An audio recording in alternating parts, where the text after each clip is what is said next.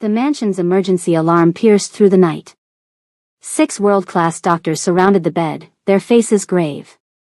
On the hospital sheets lay Kang Ji-hoon, the most feared Korean Mafia boss on the East Coast, his lips turning blue and heart monitor flatlining. The doctors had tried everything. Defibrillators.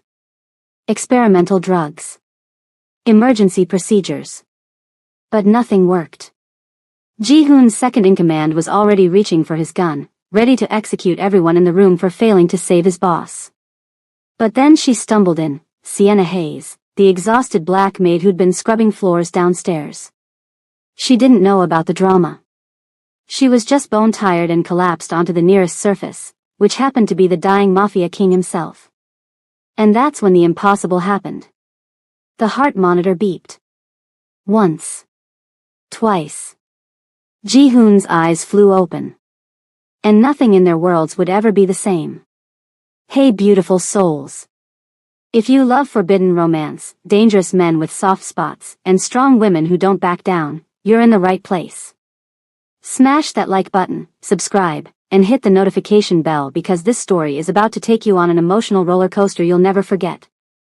Drop a comment telling me, Team Forbidden Love or Team Runaway? Now let's get into this story. Sienna Hayes had exactly $104 to her name when she took the job at the Westwood estate. The employment agency hadn't mentioned who owned the sprawling mansion in the hills overlooking the Hudson River. They'd simply said the pay was $800 a week, cash, no questions asked. For a woman sleeping in her 10-year-old Honda Civic and rationing dollar menu burgers, it was a miracle she couldn't afford to question. She should have known something was wrong when the agency made her sign a 12-page NDA. The mansion was the kind of place she'd only seen in movies, all marble floors, crystal chandeliers, and artwork. But Sienna wasn't there to admire the scenery. She was there to work, and the head housekeeper, Mrs. Pak, made sure she understood that from minute one. You clean the east wing, second and third floors, the elderly Korean woman had said in heavily accented English, her eyes sharp despite her age. You see nothing. You hear nothing. You speak to no one. Especially not Mr. Kang. You understand? Sienna had nodded, too tired and hungry to care about cryptic warnings. That was 3 weeks ago. In those 3 weeks, she'd learned a few things. 1. The Westwood estate wasn't just a mansion. It was a fortress. Armed men in expensive suits patrolled the grounds 24/7. 2. The other staff members, all Korean, avoided her like she carried the plague. They spoke in rapid Korean around her, fell silent when she entered rooms. 3. Kang Ji-hoon, the man who owned all of this, was someone even hardened criminals whispered about with fear. And 4. She was pregnant. Sienna had taken the test in the mansion's staff bathroom on her second week, watching the 2 pink lines appear with a mixture of terror and resignation. The father, her ex-boyfriend Derek, had kicked her out when she'd refused to help him sell drugs to her college classmates. She'd dropped out of nursing school, lost her apartment, and now carried a baby she had no idea how to provide for. But she was a fighter. Always had been. Her grandmother, God rest her soul, had raised her to be strong. Baby girl, she'd say, the world's gonna try to break you 1,000 different ways. But you're a Hayes woman. We don't break. We bend, we adapt, and we survive. So Sienna worked. She scrubbed floors until her knees ached. She cleaned bathrooms, dusted priceless vases, and changed silk sheets on beds she'd never be allowed to sleep in. She avoided the mysterious Mr. Kang and his dangerous-looking associates. She saved every penny, planning her escape to somewhere safe before her pregnancy started showing. Everything was going according to plan. Until the night everything went wrong. It was 2:47 a.m. when the alarm started blaring. Sienna jerked awake in her small room in the staff quarters, heart pounding. Shouts echoed through the mansion, Korean words she didn't understand, but the panic in them was universal. She should have stayed in her room. Should have locked the door and hidden until morning. But old instincts died hard. She'd been pre-med before Derek had derailed her life. She'd volunteered at emergency rooms, done crisis response training. When she heard someone screaming, "Doctor! Doctor!" She moved. The third-floor master wing was chaos. Men in suits crowded the hallway, some shouting into phones, others checking weapons. Mrs. Pack was crying, being held back by 2 guards. And through the open double doors of the master bedroom, Sienna saw them, 6 people in white coats surrounding a massive 4-poster bed. No one stopped her as she slipped inside. They were too focused on the man on the bed. Kang Ji-hoon. Sienna had never seen him up close before. She'd caught glimpses, a tall figure in expensive suits, dark hair, sharp features that could have belonged to a model if not for the coldness in his eyes. The whispered conversations among the staff painted him as a monster. A king of the underground who'd built an empire on fear and blood. But the man on the bed didn't look like a monster. He looked like he was dying. His face was pale, almost gray. Sweat soaked through his black silk shirt. Monitors beeped frantically around him while the doctors worked with desperate efficiency. His heart rate is dropping. Blood pressure's crashing. We're losing him. Sienna watched, frozen, as they used a defibrillator. Once. Twice. The man's body jerked with each shock, but the monitors showed what her trained eye already knew: it wasn't working. Again, one doctor shouted. We've hit the maximum safe dosage. I don't care. Do it again. The smell of burning flesh filled the room as they shocked him a 3rd time. 4th. 5th. The heart monitor's beep became a single, sustained tone. Flatline. No. A man pushed through the crowd, young, Korean, with a scar running down his left cheek. He grabbed one of the doctors by the collar. You fix him. You fix him now or I kill everyone in this room. The doctor, an older white man with trembling hands, shook his head. I'm sorry. I'm so sorry. There's nothing more we can. The sound of a gun cocking silenced everyone. Sienna's survival instincts finally kicked in. She needed to leave. Now. Before this turned into a bloodbath and she became collateral damage. But as she turned to slip out, the room spun. The exhaustion she'd been fighting for weeks, the malnutrition, the stress, the pregnancy, it all hit her at once. Her vision blurred. Her knees buckled. And she fell forward, right onto the massive bed, right onto the corpse of Kang Ji-hoon. Get her off him, someone shouted. But before anyone could move, the impossible happened. The heart monitor beeped. Everyone froze. It beeped again. And again. A steady rhythm that grew stronger with each passing second. Sienna, barely conscious, felt the chest beneath her cheek rise and fall. Once. Twice. A heartbeat thundered under her ear, strong, powerful, alive. What the hell? One of the doctors whispered. The man beneath her, Ji-hoon, drew in a long, shuddering breath. His eyes opened, unfocused at first, then sharpening with predatory awareness.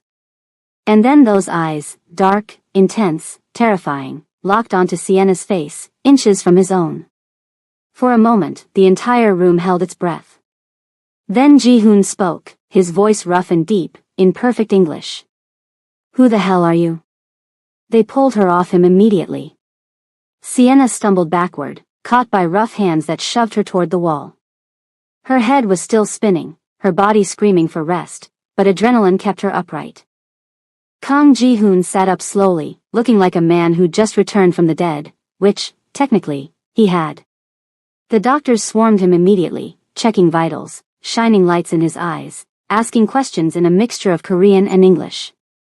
Your heart stopped for nearly 4 minutes. This is medically impossible. We need to get you to the hospital. Enough. Ji-hoon's voice cut through the chaos like a blade. Everyone went silent. His gaze swept the room, passing over his men, the doctors, Mrs. Pack, and landing on Sienna. She'd never felt so exposed in her life. He was beautiful in a dangerous way, sharp jawline, high cheekbones, eyes that seemed to see straight through her. Even sitting on a bed after nearly dying, he radiated power. Authority. Danger. You, he said, pointing at her. Come here.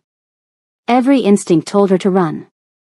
But the men blocking the door made it clear that wasn't an option. Sienna lifted her chin, channeling her grandmother's strength, and walked forward on shaking legs. Ji-hoon studied her with unsettling intensity. "What's your name?" "Sienna Hayes." Her voice came out steadier than she felt. "I'm one of the housekeepers." "What were you doing in my room?" "I heard the alarm. I thought," she hesitated. "I have medical training. I thought I could help."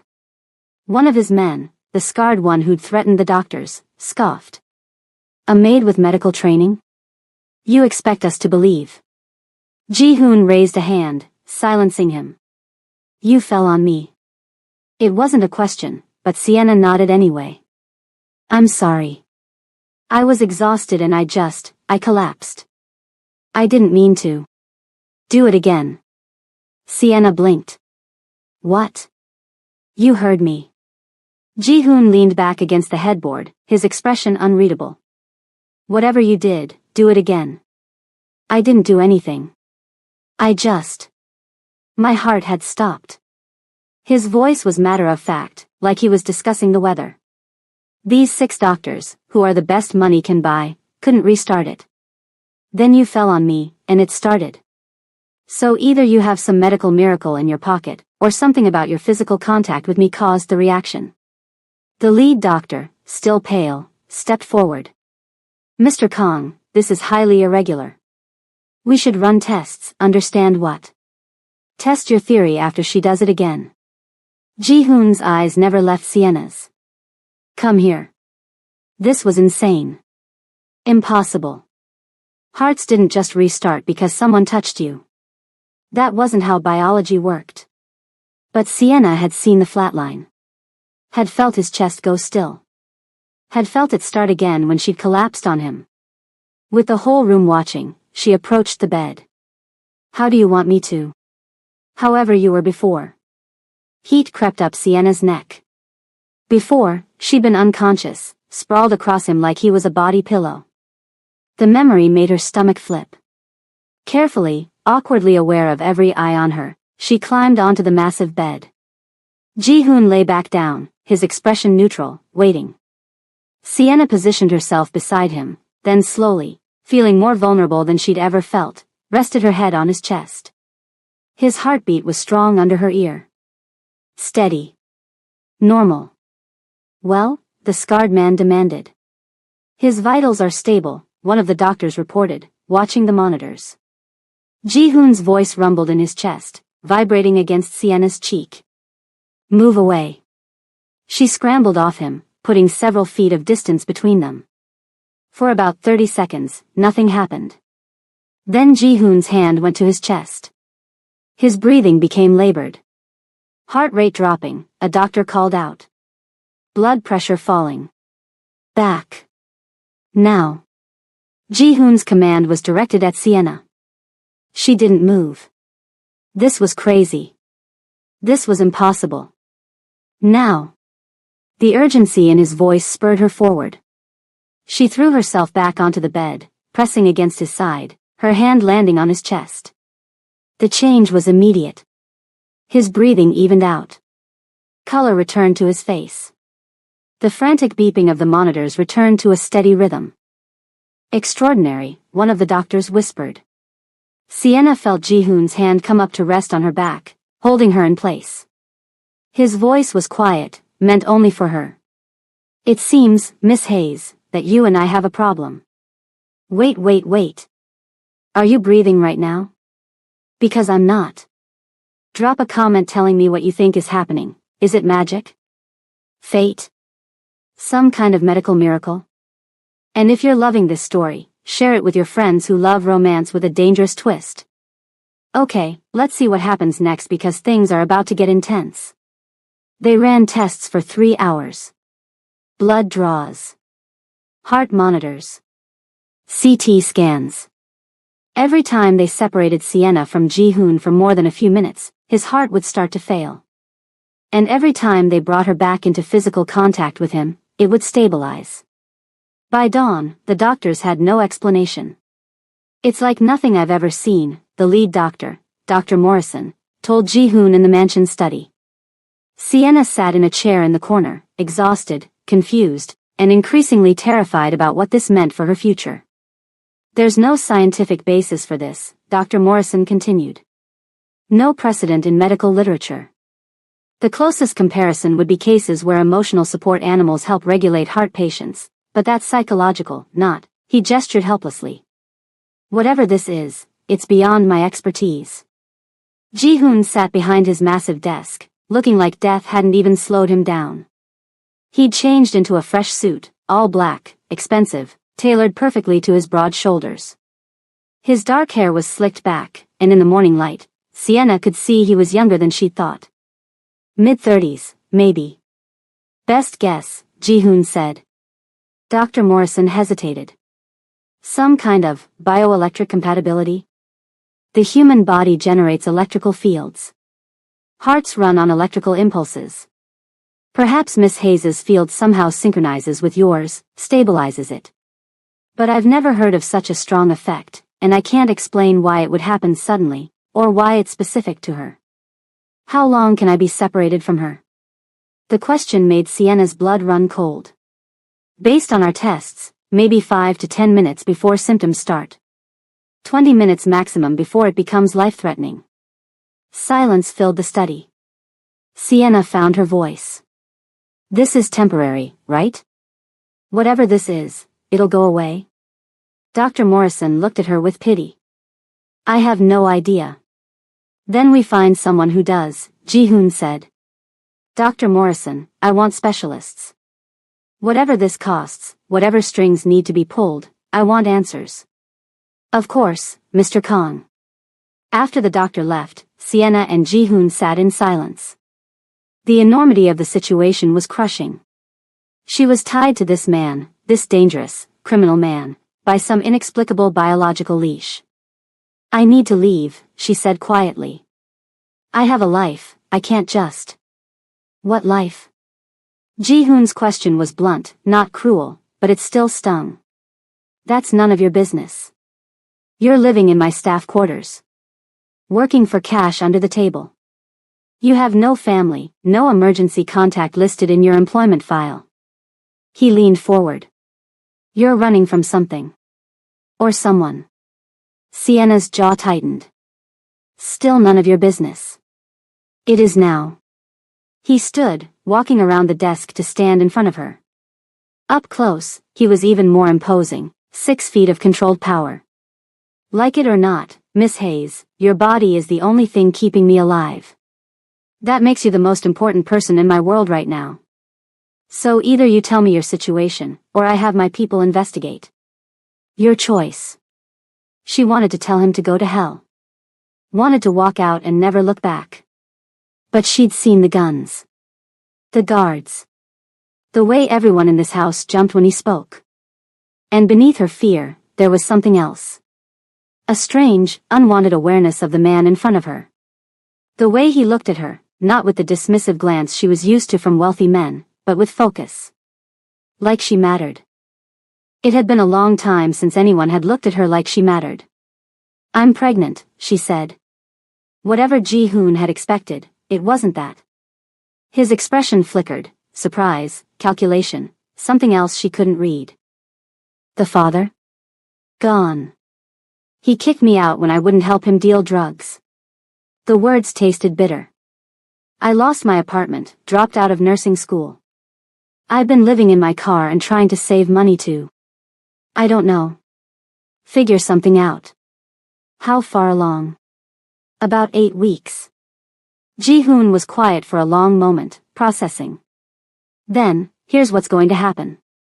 You'll move into the room adjoining mine.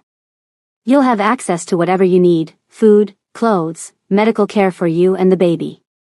In exchange, you stay close enough to keep me alive while my people figure out what's causing this. I'm not a prisoner. No, he agreed. You're an employee. A very well-paid one. I'll give you $10,000 a week for your cooperation. Sienna's breath caught. $10,000 a week. That was more money than she'd ever imagined. Enough to save for the baby. Enough to start over when this was done. But nothing came free, especially not from men like Kang Ji-hoon. And if I say no? His smile was sharp. Then you're condemning me to death. And my people are very loyal. They won't let me die, Miss Hayes.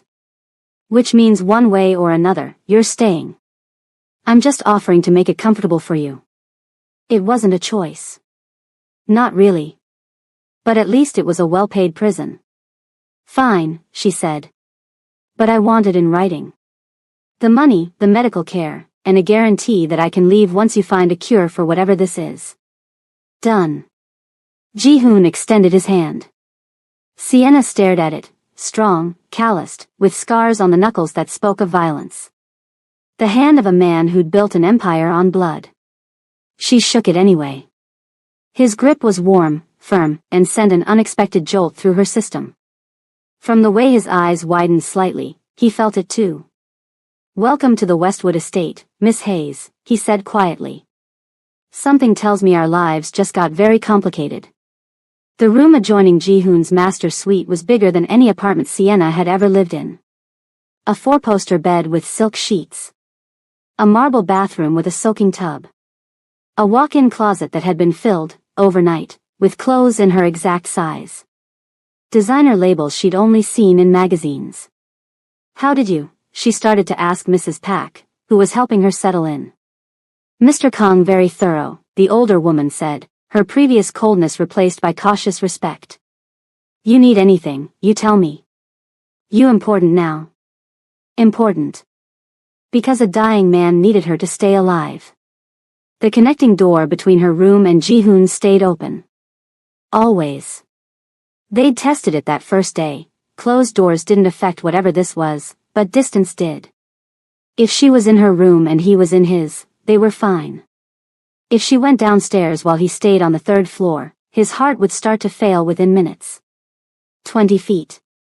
That was their leash. They could be 20 feet apart, maximum, before his body started shutting down. It made for some awkward situations. The first morning, Sienna had woken to find Ji-hoon doing push-ups in his room, shirtless, his back muscles flexing with each rep. She'd frozen in her doorway, unable to look away from the dragon tattoo that covered his left shoulder blade and wrapped around his ribs. He'd caught her staring. Like what you see? His voice had been amused, not mocking. She'd fled back to her room, face burning. But she couldn't hide forever. The terms of their arrangement meant spending nearly every moment together. When he worked in his study, she sat in a corner with the books he'd provided. When he had meetings with his men, she waited in the next room with the door cracked. When he ate, she ate, though he'd quickly noticed her avoiding certain foods. The smell bothers you, he'd observed at dinner 3 days into their arrangement. He'd been eating some kind of Korean stew that normally would have smelled delicious, but her pregnancy had made her stomach sensitive. It's fine, she'd lied. The next meal, the stew was gone, replaced by bland foods that didn't trigger her nausea. She hadn't asked him to do that. He did it anyway. It was these small things that confused her. The man was supposed to be a monster. She'd heard the whispered stories from the staff, had seen the dangerous men who came for meetings, had noticed how people looked at him with fear. But with her, he was careful. He made sure she ate enough. Insisted she see the doctor weekly for prenatal checkups. Got her prenatal vitamins, the expensive kind. Left books about pregnancy on her nightstand without comment. Why are you doing this? She'd asked one night, a week into their arrangement. They were in his study, him reviewing documents written in Korean, her reading a novel. Doing what? Being nice. The vitamins, the books, the food. Our deal is just about keeping you alive. You don't have to do all this extra stuff. Ji-hoon set down his papers, giving her his full attention. You're carrying a child while tethered to a stranger in a world you don't understand. The least I can do is make sure you're both healthy. Most men in your position wouldn't care. I'm not most men. No, she agreed quietly. You're a crime lord. He didn't deny it. Does that scare you? It should. It absolutely should. But sitting across from him in the warm study, watching the firelight play across his features, Sienna found her fear had dulled into something more complicated. Sometimes, she admitted. Other times. I don't know. I won't lie to you about what I am, Sienna. It was the first time he'd used her first name. My business isn't legal. I've hurt people. Made decisions most would consider evil. But I have rules. I don't harm innocents. I don't touch drugs or human trafficking. And I protect what's mine. I'm not yours. His eyes held hers. Aren't you? The question hung between them, loaded with implications neither was ready to address. Sienna looked away first. This is temporary. Once your doctors figure out what's wrong. And if they don't? They will. But another week passed. Then 2. Specialists flew in from around the world, cardiologists, neurologists, researchers in bioelectric fields. They ran every test imaginable. Found nothing. Whatever bound Sienna to Ji-hoon, it was beyond current medical understanding. And the longer they spent together, the stronger it seemed to get. By the 3rd week, they developed a rhythm. Mornings, Ji-hoon would work out while Sienna did yoga, a habit she'd picked up to manage stress. He'd installed a yoga mat in his room without her asking, positioned where she could practice while staying close. Afternoons were for business. She'd sit in on his meetings now. He'd long since stopped trying to hide that part of his life from her. She heard things that would probably get her killed if she ever repeated them. Learned that his organization controlled most of the East Coast's underground economy. That he had connections that reached all the way to Seoul, to other syndicates, to politicians and police. She should have been terrified.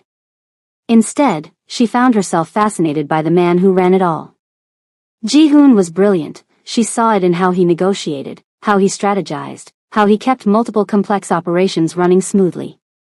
He was ruthless when he needed to be, but fair. His people were loyal not just from fear, but from respect. Evenings were the hardest. That's when the professional distance they maintained during the day would soften. They'd have dinner, he'd learned her preferences, what her pregnancy cravings wanted, what made her nauseated. Then they'd retreat to the study or sometimes just to his room, and they'd talk. He told her about growing up in Seoul, the son of a mid-level crime family enforcer. How he'd been sent to the US at 15, worked his way up from nothing. Built an empire by being smarter and more ruthless than everyone else. She told him about her grandmother raising her in Detroit after her parents died. About dreaming of becoming a doctor. About Derek, and how stupid she'd been to think he loved her. Not stupid, Ji-hoon had said. Young. There's a difference. I'm 23. I should have known better. You're 23 and you've survived more than most people twice your age. He'd leaned forward, intense. You dropped out of school to protect your principles. Lost everything and still kept fighting. You're not stupid, Sienna. You're strong. No one had ever called her strong before. Not like that. Not like it was the most obvious thing in the world. She'd gone to bed that night with tears on her cheeks, not quite sure why. The first complication came on a Tuesday. Sienna was in her 4th month now, just starting to show. Ji-hoon had noticed immediately, his eyes tracking to her small bump with an expression she couldn't read. They were in his study when Kim, the scarred second-in-command, burst in without knocking. We have a problem, he said in Korean. Sienna had picked up enough over the weeks to understand basic phrases. Problem. Danger. Enemy. English, Ji-hoon said sharply. You know the rules. Kim's jaw clenched, but he switched languages. Park's crew hit our warehouse in Queens. 3 of our guys are dead. He's making a move. Sienna saw Ji-hoon's expression go cold. How bad? Bad enough that you need to show your face. Remind everyone who runs this city. Kim glanced at Sienna. But that's complicated now. Because Ji-hoon couldn't go anywhere without her. And walking into a gang war while pregnant was suicide. I'll go, Ji-hoon decided. We take her with us. Full security. No. Sienna stood. Absolutely not. I'm not going anywhere near. You don't have a choice. Ji-hoon's voice was flat. I can't leave you here. If someone attacks the mansion while I'm gone, you're defenseless. You stay with me, you stay safe. Safe? You're talking about walking into a war zone. And if Park thinks I'm weak, that I can't respond because of you, it becomes a war zone. Every rival I have will see an opportunity. He stood, moving to her, his hands gentle on her shoulders despite the hardness in his voice. I know you're scared.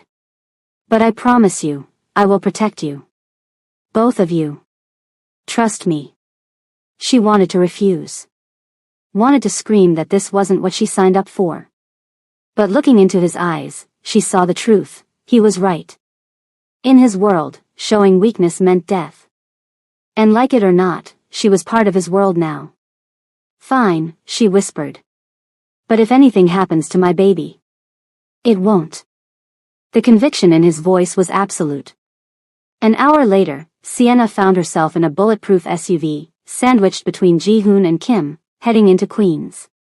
She wore a Kevlar vest that Ji-hoon had personally fitted, one designed for pregnant women, acquired in the hour since he'd made the decision to bring her. How he'd gotten it so fast, she didn't want to know. The warehouse district was exactly as terrifying as she'd imagined. Burned-out buildings, men with guns, the smell of smoke and blood in the air. Ji-hoon's crew had secured a perimeter. In the center stood a group of Korean men she didn't recognize, Park's people, she assumed. And in the middle of it all, an older man with silver hair and a smile that made Sienna's skin crawl. Kang Ji-hoon, the man, Park, called out. I heard you were sick. Heart problems, they say. How unfortunate. Ji-hoon stepped out of the SUV, and Sienna was pulled along by Kim's firm grip. They stayed close, within the 20-foot boundary, but tried to keep her partially hidden behind the vehicle. I'm feeling much better, Ji-hoon replied, his voice carrying across the space. Well enough to discuss why you thought attacking my operations was a good idea. Just testing the waters. Park's eyes found Sienna, narrowing. I see the rumors are true. You're keeping a pet. A pregnant one, at that. How, domestic. The insult in his tone made several of Ji-hoon's men reach for their guns. Ji-hoon raised a hand, stopping them. My personal life is none of your concern. My territory, however, is. You crossed a line tonight, Park. The question is whether you're smart enough to step back before I respond. You? Respond? Park laughed. You can't even take a piss without your little nurse nearby. You're weak, Ji-hoon. And weak men don't keep empires. The silence that followed was deafening. Then Ji-hoon smiled. It was the most terrifying expression Sienna had ever seen. Kim, he said quietly. The building on the left. How many of Park's men inside? Thermal imaging shows 6. And the right? 4. Take them out. All of them. Make sure Park watches. What happened next was brutal. Efficient. Terrifying. Ji-hoon's men moved like a military unit. Within 3 minutes, gunfire erupted and then stopped. Kim spoke into his radio, then nodded to Ji-hoon. Done. Park's confident smile had vanished. Ji-hoon walked forward, closing the distance between them. You mistook caution for weakness. I keep Mississippi Hayes close because she's valuable to me. But don't confuse that with being unable to do my job. He stopped inches from Park's face. You killed 3 of my people. I just killed 10 of yours. We can keep going until you have no one left, or you can accept that this city is mine and get back in line. Choose. Park's jaw worked. Finally, it won't happen again. No. It won't. Ji-hoon turned his back on him, the ultimate show of dominance, and walked back to the SUV. To Sienna. His hand found hers, squeezing gently. Let's go home. In the SUV, Sienna's hands shook with adrenaline. She'd just watched men die. Watched Ji-hoon order their deaths without hesitation. This was his world. This was who he really was. But when he pulled her close, murmuring apologies for exposing her to that, checking her over for injuries she didn't have, making sure the baby was okay, she saw the other side of him too. The man who protected what was his with absolute ruthlessness. And somewhere along the way, she'd become his to protect. God help her. After the Queen's incident, something changed between them. Ji-hoon became more protective, almost possessively so. He increased security around her, had Kim personally vet every doctor and staff member who came near her, started insisting she stay in his room at night rather than her own. It's safer, he'd said. If someone attacks in the night, I need you close. It was a thin excuse, there were armed guards everywhere, but Sienna didn't argue. Because she didn't want to. The truth, the terrible truth she'd been avoiding for weeks, was that she'd started to feel safe with Ji-hoon. More than safe. When he was near, when she could hear his steady breathing at night, feel his presence in the room, the constant anxiety she'd lived with for months would quiet. She was falling for him. It was insane. Impossible. He was a criminal. A killer. Everything she should run from. But he was also the man who'd spent 3 hours researching pregnancy nutrition to make sure she got the right foods. Who'd listened to her talk about her dreams of becoming a doctor and then secretly enrolled her in online pre-med courses so she could finish her degree. Who'd held her hair back the one morning her sickness got really bad and never mentioned it again. Who looked at her like she was precious. The physical awareness had been there from the start, that strange electric pull whenever they touched. But now it was becoming harder to ignore. Like the night she'd woken from a nightmare about Derek, about being homeless and alone. She'd been crying before she fully woke, and suddenly Ji-hoon was there, pulling her into his arms. You're safe, he'd murmured into her hair. I've got you. You're safe. She'd buried her face in his chest, breathing in his scent, expensive cologne and something uniquely him. His hand had stroked her back in soothing circles, and she'd felt her racing heart slow to match his steady rhythm. When she'd finally pulled back, their faces had been inches apart. She'd seen the exact moment his control had cracked, the way his eyes had dropped to her lips, darkened with want. His hand had come up to cup her face, thumb brushing her cheek. Sienna, he'd whispered, and her name had never sounded like that before. Like a prayer. Like a promise. She'd leaned in. So had he. Their lips had almost touched. And then he'd pulled back. No, he'd said roughly. Not like this. You're emotional, you're vulnerable. I won't take advantage. What if I want you to? Then tell me again in the morning. When you're thinking clearly. He'd forced himself to move away, putting distance between them. Sleep, Sienna. We'll talk tomorrow. But tomorrow had come and gone, and neither of them had mentioned it.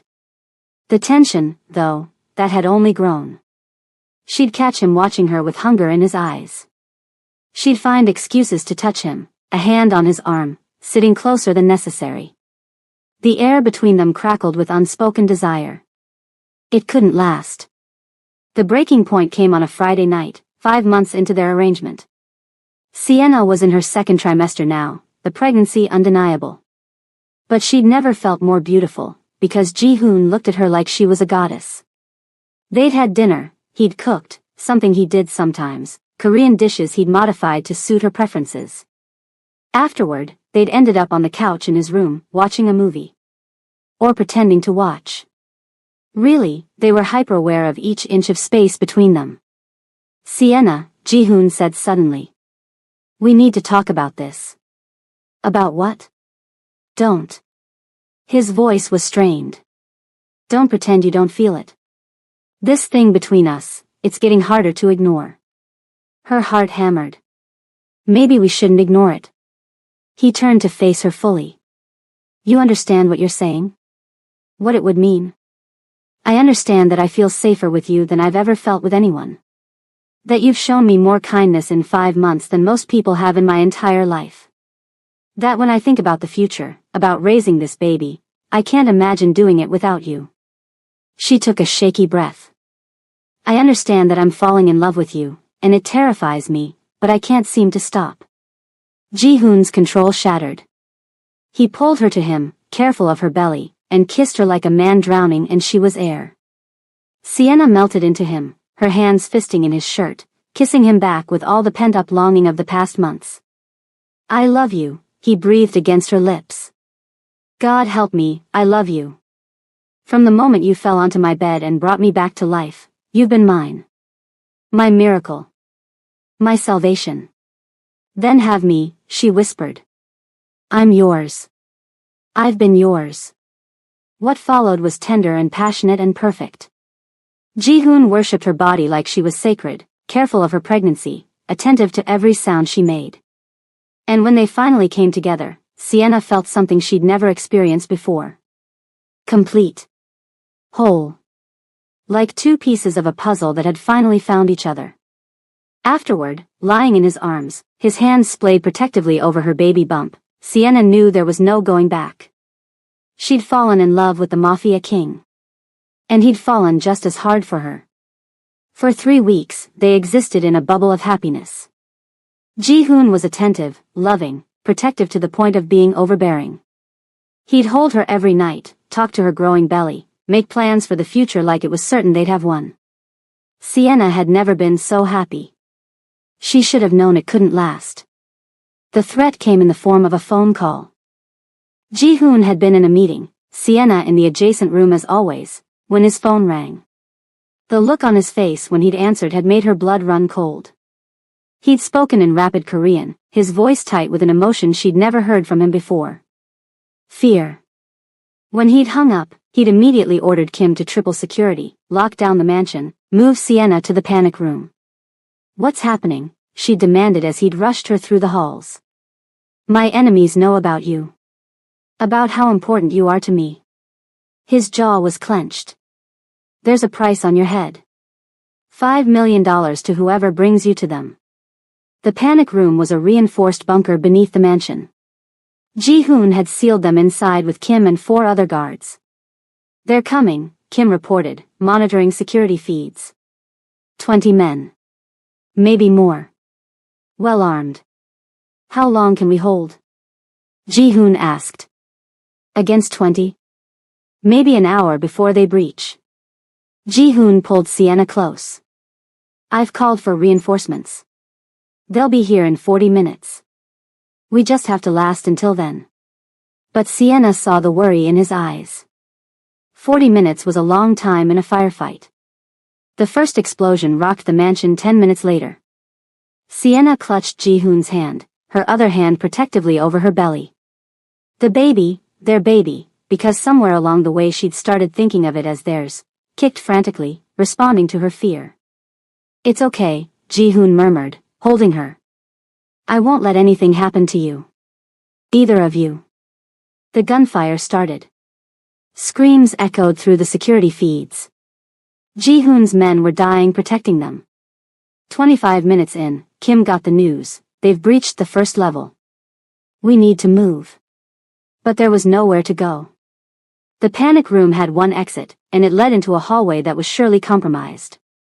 There's another way, Ji-hoon said suddenly. He moved to the back wall, pressed a hidden panel. A passage opened, dark, narrow, leading into tunnels beneath the estate. It leads to the East Gardens, he explained. We can escape, get to the backup vehicles.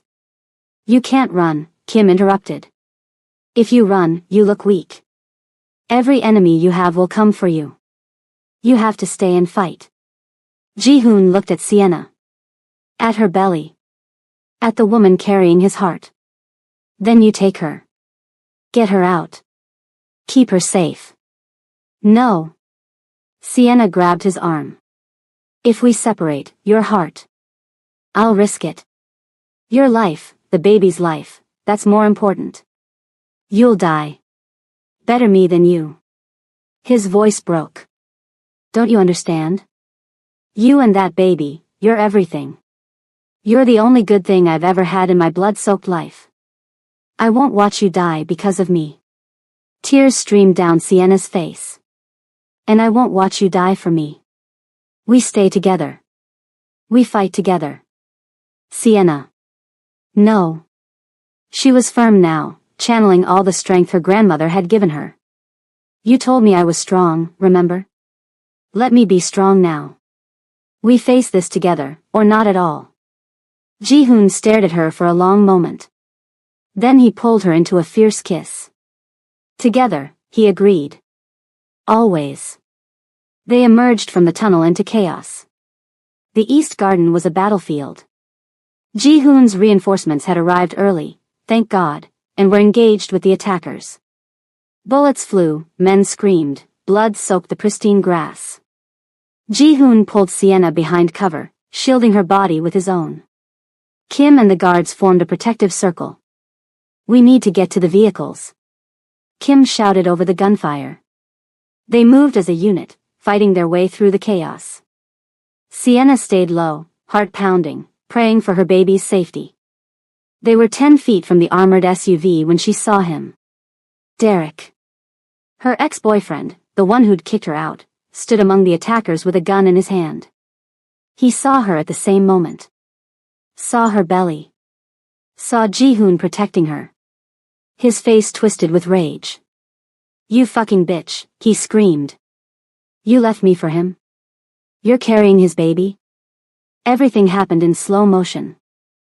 Derek raised his gun. Aimed at Sienna. Ji-hoon saw it. Moved without hesitation, throwing himself in front of her. The shot rang out.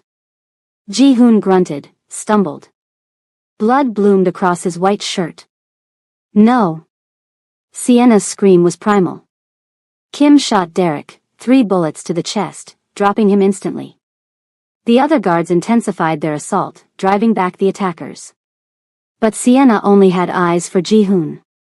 He'd collapsed against the SUV, hand pressed to his chest. Not where the bullet had hit, lower, his heart. No, no, no, Sienna sobbed, dropping beside him. Stay with me. Please stay with me. Can't, his breathing was labored. Separated too long. Hearts failing. Because he'd thrown himself away from her to take the bullet. Sienna pressed herself against him, her hands on his chest, willing whatever mysterious force connected them to work. Come back, she begged. Please, Ji-hoon, come back to me. I love you. Do you hear me? I love you. You can't leave me. You can't leave us. His heart monitor, always on him now, showed an erratic rhythm. Fading. I love you, she kept saying, like a prayer, like a spell. I love you, I love you, I love you. The world around them was still chaos, but in their bubble, there was only them. His hand came up to touch her face. Love, you, both. His eyes closed. The monitor flatlined. No. Sienna screamed. Come back. You promised. You promised you'd protect us. You can't do that if you're dead. Come back. She pressed her entire body against him, heedless of the blood, the bullet wound, everything. Her hands over his heart, her forehead against his, her love pouring out of her in waves. Please, she whispered. Please. I need you. We need you. Come back to me, my love. Come back. For a terrible moment, nothing happened. Then. A beat. Weak, but there. Another. Stronger. Ji-hoon's eyes fluttered open, unfocused, pained, but alive. Sienna. I'm here. She was laughing and crying at the same time. I'm here. I've got you. You're not allowed to die on me, you understand? You're not allowed. Wouldn't dream of it. Kim was there suddenly, helping them into the SUV. We need to move. Now. The ride to the hospital was a blur. Sienna never left Ji-hoon's side, never stopped touching him, never stopped willing him to stay alive. The bullet had missed his vital organs, a miracle. But combined with the stress on his heart from separating from Sienna, it had nearly killed him. Nearly. But not quite. Because Sienna had brought him back. Again. 3 months later. Sienna sat in the hospital room, exhausted but glowing, holding a tiny bundle wrapped in soft blankets. Her daughter. Their daughter. She had Ji-hoon's dark hair and Sienna's warm brown skin, and she was absolutely perfect. Ji-hoon sat beside the bed, his arms still in a sling from the gunshot wound that was slowly healing. He stared at the baby with wonder, like he couldn't quite believe she was real. "She's beautiful," he whispered. "Like her mother." "She has your nose," Sienna said, smiling. "Poor thing." "Hey." She nudged him gently. "I love your nose." He leaned over to kiss her, soft, sweet, full of love. The months since the attack had been transformative. Derek was dead. The enemies who'd targeted Sienna had been dealt with. Ji-hoon had made it clear to every criminal organization on the East Coast that Sienna and the baby were untouchable. Anyone who even thought about threatening them would face consequences that made death look merciful. No one had been stupid enough to test him. And the mysterious connection between them? Still unexplained. Still there. But they'd stopped fighting it. Dr. Morrison's best theory was that it was some kind of unprecedented bioelectric phenomenon, that Sienna's specific electrical signature synchronized with Ji-hoon's damaged heart in a way that kept it functioning. Why it had started that night, why it was so strong, why it was specific to her, those remained mysteries. "Maybe it's fate," Sienna had suggested one night. "Maybe it's magic," Ji-hoon had countered. "Or maybe," she'd said, kissing him, "it's just love." Whatever it was, they'd learned to live with it. Ji-hoon had restructured his entire operation to work remotely when needed, to minimize situations that required separation. Sienna had finished her online degree and was planning to start medical school next year. Ji-hoon had offered to fund it entirely, but she'd insisted on a payment plan, keeping her independence even as she'd given him her heart. They'd gotten married a month ago. A small ceremony, just Kim and Mrs. Pak as witnesses. Nothing fancy. Sienna in a simple white dress, Ji-hoon in a black suit, both of them barefoot on the beach at sunset. "I'm still a criminal," he'd told her before the ceremony. "That won't change. My world